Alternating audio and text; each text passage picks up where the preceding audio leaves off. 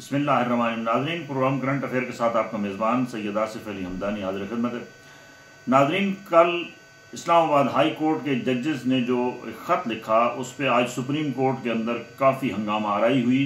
और supreme court ने एक हंगामी जो है वो आज कोर्ट के अंदर प्रोसीडिंग की और नॉन क्वेश्चंस होते रहे अटार्नी जनरल के साथ भी। और 6 जजेस ने जिन तहफ़्फ़ुज़ात का इज़हार किया है उसको जो है वो सुप्रीम कोर्ट भी देख रही है और उसके ऊपर एक लंबी डिबेट चल रही है कि ये इदारों की जो मुदाखलत है ये किस तरीके से इसको रोका जाए, क्योंकि ये किस्सा आज का नहीं है। ये किस्सा हमारा पिछले 73 साल का है कि जुडिशरी और ताकतवर हल्के मिल के इस मुल्क के अंदर हुकूमतें बनाते रहें और हुकूमतें गिराते रहें और ये सिलसिला रुका नहीं। इससे जमहूरियत को सख्त नुकसान पहुंचने के साथ साथ अवाम के जो मसाइल हैं वो हल होने के बजाय उनमें आए रोज़ इजाफा होता रहा, क्योंकि इस मुल्क के अंदर जो निज़ाम चल रहा है वो खींचातानी वाला निज़ाम है, वो एक दूसरे को नीचा दिखाने वाला निज़ाम है, वो इंतकाम की आग भड़काने वाला निज़ाम है, वो अवाम को सिवाय खुशकुन नारों के कुछ न देने वाला निज़ाम है। वो इतना फरसूदा निज़ाम है कि एक गरीब बकरी चोर अगर पकड़ा जाए तो वो साल साल वहाँ जो है वो जेलों के अंदर गलता सड़ता रहता है, और एक बड़ा बंदा जो अरबों खरबों की करप्शन कर जाए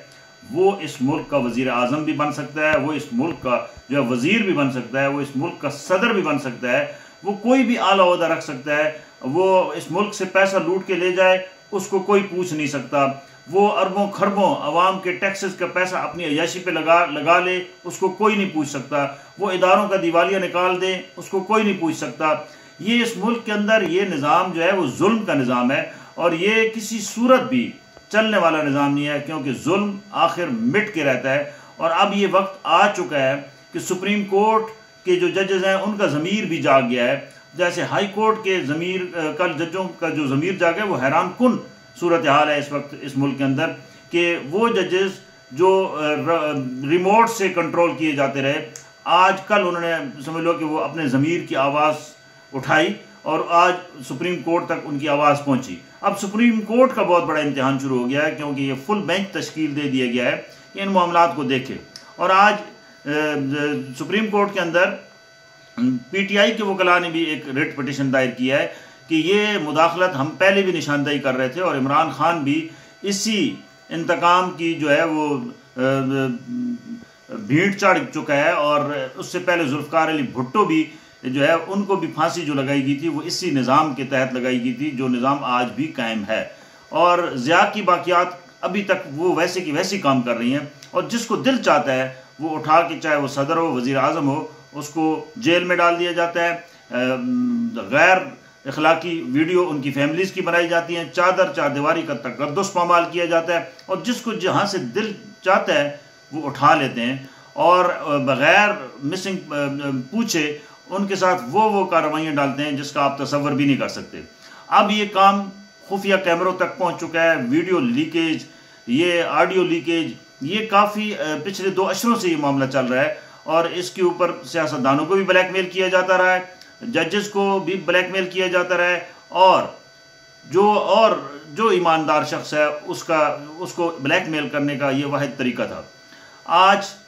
लंबी प्रोसीडिंग के बाद कुछ एक उम्मीद की किरण नज़र आ रही है कि सुप्रीम कोर्ट इसके ऊपर फुल एक्शन लेगी और एक ऐसा निज़ाम जो है वो मैकेनिज़्म तैयार किया जाएगा कि हर इदारा अपनी हदूद में काम करे, किसी की जो है वो दिल आज़ारी ना हो, किसी की हक तलफी ना हो और किसी के साथ भी जुल्म और ज़्यादती वाला जो काम है वो कोई भी ताकतवर ना कर सके। अगर ये ना हुआ तो ये बात याद रखना कि आने वाले कल में जो अभी इक़्तिदार मसनद इक़्तिदार पे बैठे हैं इनके साथ भी यही होने वाला है। इनके साथ माजी में हो चुका है लेकिन इन्होंने उससे कुछ नहीं सीखा और तमाम पॉलिटिकल लीडर जो है वो बतौर मोरा काम करते हैं और वह आलाकार के तौर पे काम करते हैं, जिसकी वजह से वहाँ वो अवाम से जो वादे करते हैं वो वादे पूरे नहीं होते। जुडिशरी के अंदर भी कुछ ऐसी काली भेड़ें ज़रूर मौजूद हैं, वो हर शोबे में हैं जो है वो आलाकार के तौर पे काम करते हैं और इंसाफ के जितने भी जो है वो तकाज़े हैं वो पूरे नहीं किए जाते। इस वक्त सूरत हाल इंतहाई गंभीर है और जो इमरान खान ने कहा था वो हर्फ बर्फ सच साबित हो रहा है कि इस मुल्क के अंदर जुल्म का निज़ाम है और ये जुल्म का निज़ाम नहीं चल सकता, क्योंकि कुफ्र का निज़ाम चल सकता है लेकिन जुल्म का निज़ाम नहीं चल सकता। तो आज ये बात वाज़ेह हो रही है कि यहाँ जुल्म का निज़ाम है और इस जुल्म के निज़ाम को ख़त्म करने के लिए तमाम जुडिशरी और पॉलिटिकल पार्टीज़ को मिल बैठ के कोई एक मैकेनिज़्म बनाना होगा, क्योंकि अगर सबको अलग-अलग वो तकसीम करके ये निज़ाम चलाते रहे तो फिर यही हाल होगा जो अभी हो रहा है। जहाँ तक इंटरनेशनल इंटरफेरेंस की ताल्लुक है, वो आज वाज़ेह हो गया। अमेरिका ने दो टोक अल्फाज में कहा है कि पाकिस्तान जो है वो ईरान से गैस पाइपलाइन नहीं ले सकता, और इसी तरीके से उन्होंने ये भी वाज़ेह किया है कि सी पैक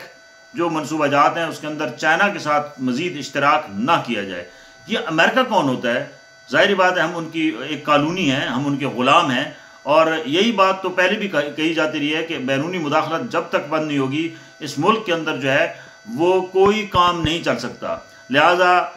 अमेरिका ने दो टोक अल्फाज में फिर मुदाखलत की है और ये कहा है कि ना चाइना के साथ आप कुछ तजारती मुआहदे करें और ना ही ईरान के साथ करें। अब हमारी कहाँ पे जो है ये इस हुकूमत के ऊपर बहुत बड़ा एक समझ लो कि क्वेश्चन मार्क आ गया है कि ये क्या लेट जाएंगे? ज़रूर लेटेंगे, क्योंकि ये माजी में भी लेटे हैं और इन्होंने ग़ुलामी का जो तोक है वो गले में पक्का फिट किया हुआ है, और ये किसी सूरत भी इनके अंदर इखलाकी न जुर्रत है न इनके अंदर कुव्वत ईमानी की जुर्रत है कि ये अमेरिका को कह सकें कि आप कौन होते हैं हमें डिक्टेट करने वाले कि हम इससे मुआहदा करें या इससे ना करें। इस वक्त गैस का बहरान है, इस वक्त मुल्क के अंदर जो है वो इक़्तिसादी बहरान है, और इन तमाम बहरानों की जहाँ तक ज़िम्मेदारी सियासतदानों पर डाली जाती है ये गलत है। ये सियासतदानों का हिस्सा इसमें 10% है। इसमें वो कुव्वतें जो इस मुल्क के अंदर निज़ाम को जकड़े हुई हैं, इस निज़ाम को तहस नहस करते हैं, ये सब कसूर उनका है, और बैरूनी ताकतें इसमें बराह रास्त इन्वॉल्व हैं। ये ज़ाहिर हो रहा है कि वो किसी सूरत भी इस मुल्क के अंदर न अमन चाहते हैं, न इस मुल्क के अंदर मुआशी खुशहाली चाहते हैं, न इस मुल्क के अंदर जो है वो बेहतर इंफ्रास्ट्रक्चर चाहते हैं। वो चाहते हैं ये इसी तरीके से तकसीम दर तकसीम होते रहें और ये लड़ते रहें, मरते रहें, और ये मुल्क आखिरकार जो है वो इसकी आज़ादी सलब कर ली जाए। ये बैरूनी ताकतों की मुदाखलत जो है वो रोकनी होगी, और ये किसी सूरत भी इस हुकूमत को कभी भी ये ऐसे नहीं होने देना चाहिए कि वो ईरान के साथ भी मुआहदा करें और चाइना के साथ भी मुआहदा करें और अमेरिका से जान छुड़ाएं। जो इमरान खान का प्लान था अमेरिका से जान छुड़ाने का, वो बिल्कुल सही था, क्योंकि इस खित्ते के अंदर जो है वो चाइना और जो है वो आपका सबसे बड़ा जो है ना वो चाइना के साथ आप मामलात करें और ईरान के साथ करें तो इस मुल्क के अंदर बेहतरी आ सकती है। बसूरत दीगर ये मफलूज निज़ाम जो है ये ज़्यादा अरसा नहीं चल सकेगा। बहुत शुक्रिया।